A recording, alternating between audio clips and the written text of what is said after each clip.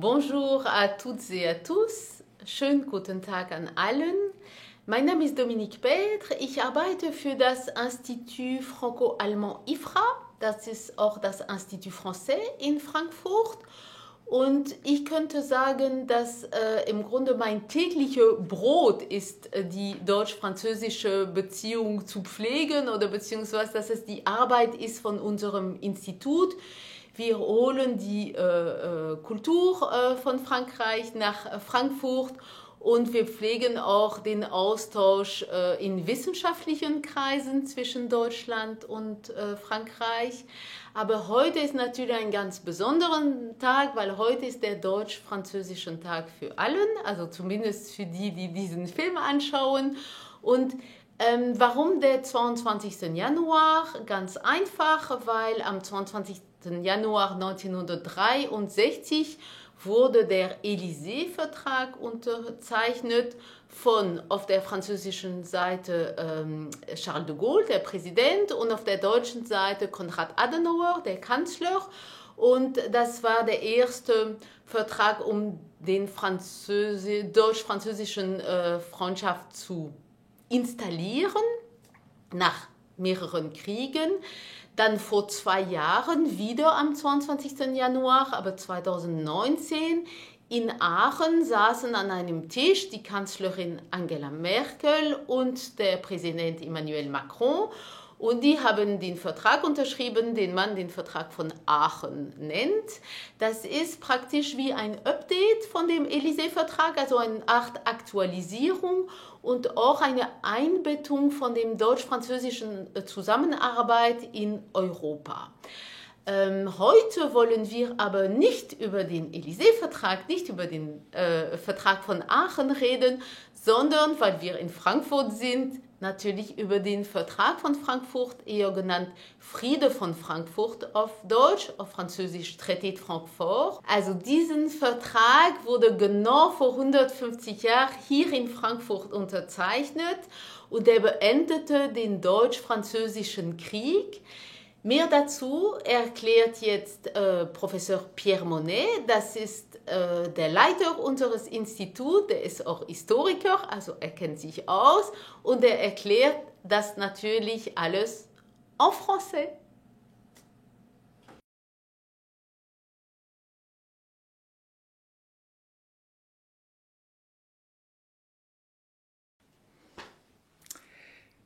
L'événement dont il est question, ce fameux traité de Francfort, signé le 10 mai 1871, met fin à ce que l'on appelle la guerre franco-prussienne, que les Allemands appellent traditionnellement, par une formule historiographique, en tant que guerre franco-allemande.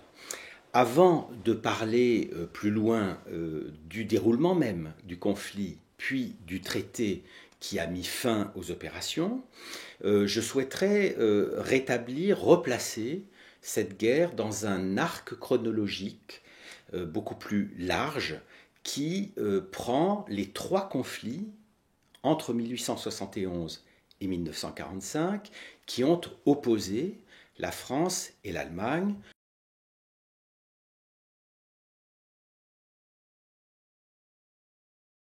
Et pour signaler que cette guerre franco-prussienne, donc achevée par le traité de Francfort en 1871, par rapport aux 2 guerres suivantes, est la seule qui soit d'abord la plus courte des 3, et ensuite la seule qui soit véritablement bilatérale, au sens où c'est la seule qui implique seulement d'un côté la France, qui était alors en 1870 un empire, le second empire de Napoléon III, et de l'autre, le royaume de Prusse, qui, à l'occasion de cette guerre franco-prussienne, va se transformer en empire allemand.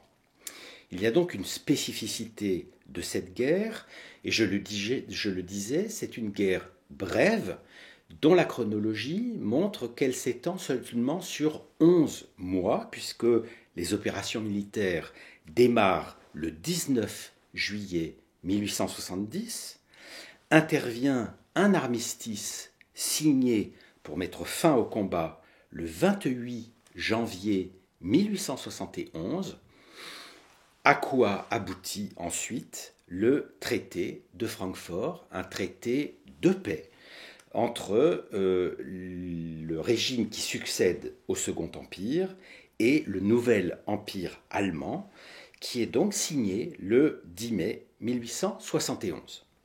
Touchant l'aspect proprement militaire, armé de ce conflit qui démarre, comme on l'a dit, le 19 juillet 1870, il faut tout d'abord considérer que nous avons des forces en présence qui sont inégales. Du côté, en effet, des troupes du Second Empire, sont mobilisés un total de 230 000 combattants d'infanterie, à quoi s'ajoute un peu de cavalerie, et un total de 1 600 000 hommes mobilisés. Ça peut paraître beaucoup, mais l'essentiel de la force militaire du Second Empire se autour de ces régiments pour former une armée de 250 000 hommes à peu près. De l'autre côté, c'est-à-dire du côté prussien, allemand, nous avons une armée beaucoup mieux organisée, beaucoup plus nombreuse, puisque les chiffres parlent de régiments totalisant au final quelques 500 000 soldats. L'affrontement se déroule dans un théâtre d'opération qui est géographiquement très circonscrit, très limité, puisqu'il se concentre sur les provinces orientales de la France, ou occidentales pour le royaume de Prusse, c'est-à-dire dans le Grand Est actuel, en gros l'Alsace et la Lorraine.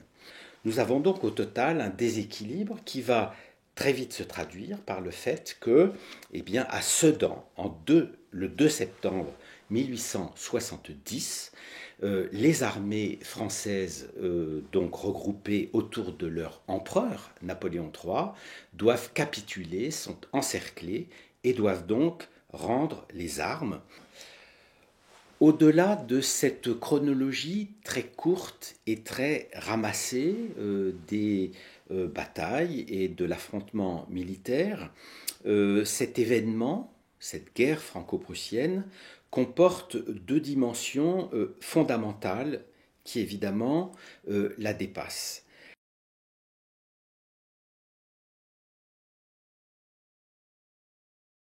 La première, c'est qu'elle s'inscrit dans une politique générale menée par le royaume de Prusse, non seulement à l'égard de la France, mais auparavant à l'égard de l'Autriche, à l'égard du Danemark, c'est-à-dire à l'égard de tous les voisins territoriaux de ce royaume. Elle traduit une politique d'expansion, de domination, qui est en quelque sorte couronnée en 1870-1871 par cette victoire du royaume de Prusse sur la France.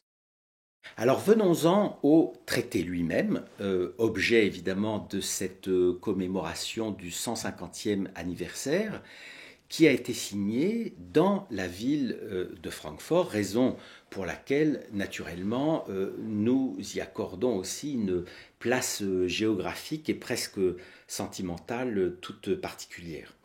Ce traité a été signé dans un lieu particulier qui est l'hôtel Zum Schwan, qui est devenu, après les destructions de la ville, les reconstructions de la ville après la guerre en 1945, l'actuelle librairie Hugendubel.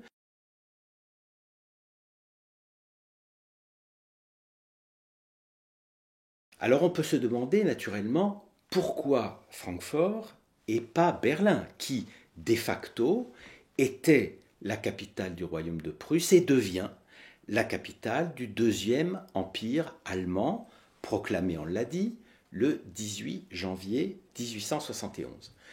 Francfort a d'abord l'avantage d'une centralité géographique et beaucoup plus proche de la France que ne l'est Berlin et se situe désormais au centre géographique de ce grand second empire allemand. D'autre part, c'est une ville qui a une longue tradition de libéralisme, de neutralité. Il s'agit donc d'une ville qui n'est pas aussi marquée par l'empreinte prussienne, militaire, politique et presque autoritaire. C'est une ville qui a été annexée en 1866 par le royaume de Prusse, et c'est surtout une ville qui, hier comme aujourd'hui, bénéficie d'une solide réputation en termes de finances, en termes de banque, en termes de monnaie. Or justement, cette réputation, cette compétence sera demandée lorsqu'il s'agit d'honorer l'une des clauses de ce traité de Francfort, signé donc dans cet hôtel zum Schwan, entre d'un côté, pour la partie allemande, le chancelier Otto von Bismarck, et de l'autre, pour la partie française, Adolphe Thiers et Jules Favre, qui sont en train de fonder la Troisième République du côté français.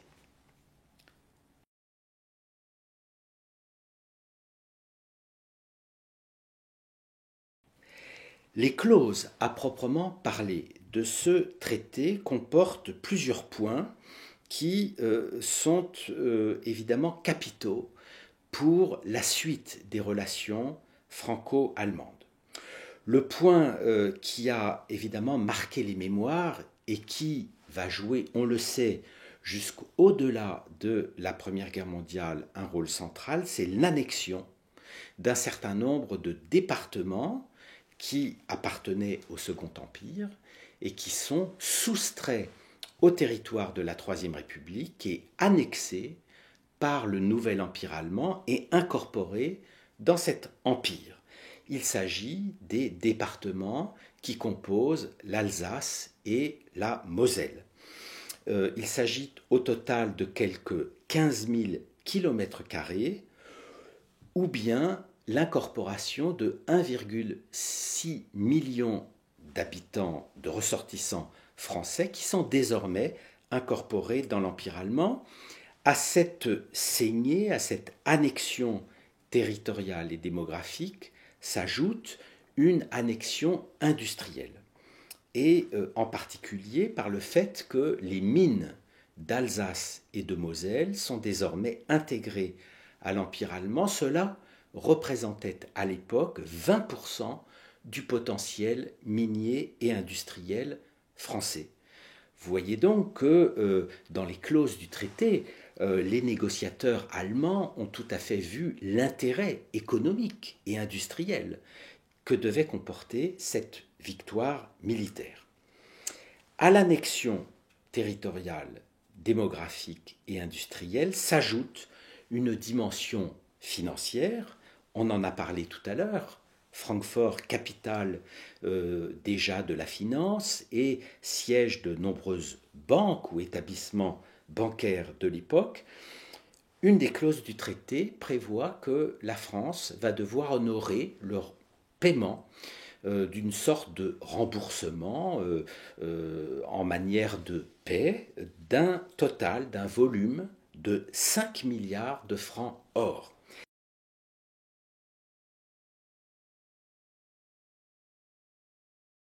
Observons désormais les conséquences à plus long terme de cet événement, comme je l'ai dit, court, dont on peut estimer que, avec le paiement des 5 milliards de francs or, il s'achève, la séquence chronologique s'achève en 1873.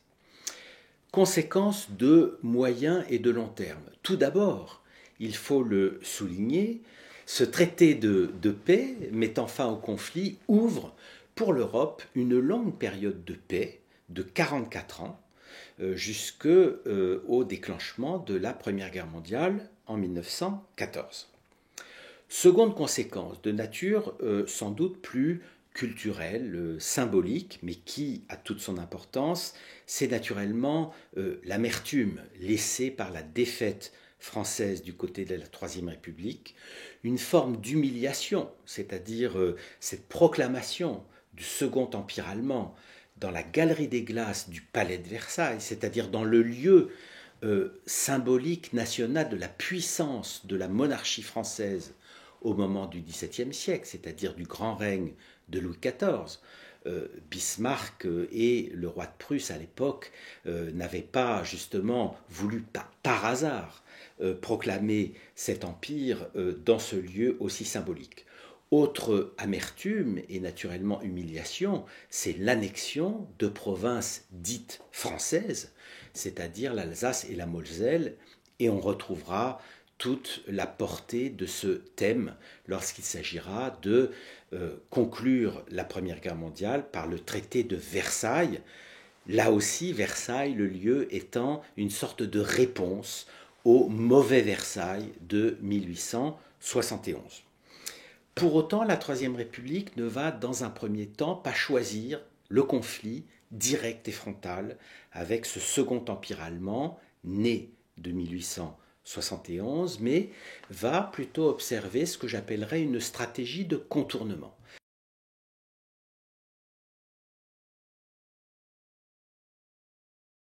D'abord, s'ouvrir au reste du monde, mondialiser en quelque sorte sa puissance par la conquête d'un puissant et très étendu empire colonial. Et le second élément sera ce que l'on peut appeler un contournement par des alliances de revers pour prendre ce puissant second empire allemand dans un étau, à l'ouest entre la France et à l'est avec des alliances que la Troisième République va conclure avec notamment l'Empire russe et un certain nombre de pays de l'Europe centrale. Mais finissons plutôt sur une note d'avenir et qui nous tourne vers notre propre actualité. Car au fond, cette suite de 3 guerres ouvertes par le conflit franco-prussien de 1870-1871 s'achève au total en 1945. Et cela s'achève par un retournement complet des paradigmes. Jusqu'au XIXe et XXe siècle, et pendant des siècles au fond, on a suivi un schéma assez simple.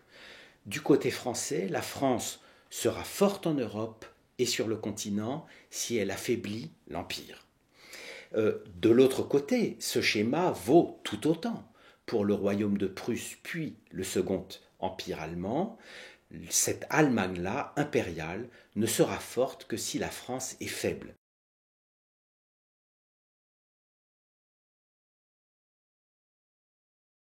Et vous voyez donc que ce schéma délétère, quasiment mortel, puisqu'il aboutit à 3 conflits qui finissent par ruiner l'ensemble de l'Europe, on ne peut en sortir que si les 2 pays acceptent de changer de mode de pensée, de logiciel, et à la place du conflit mettent la coopération, sans quoi on ne peut pas comprendre la grande aventure de la construction européenne après 1945, qui commence, et ça n'est pas un hasard, en 1951, par la construction de la communauté économique du charbon et de l'acier, la fameuse CECA, qui est en quelque sorte un des premiers pas vers l'Union européenne que nous connaissons aujourd'hui. Et regardez, charbon, acier, c'est exactement ce qu'il y avait dans une grande partie de ce traité de Francfort de 1871, c'est-à-dire qu'après 1945, on fait justement des objets, des domaines qui ont été ceux de la compétition, du conflit entre la France et l'Allemagne, et bien justement les domaines de la première coopération sur laquelle nous pouvons dire que la construction européenne, aujourd'hui encore, en 2021, avec naturellement toute la difficulté, tous les aléas que comporte une telle politique, repose aujourd'hui encore sur ce changement fondamental dont je souhaiterais que l'on retienne qu'il se produit après ces 3 guerres, ouvertes donc par le conflit de 1870 et terminées par le traité de Francfort de 1871.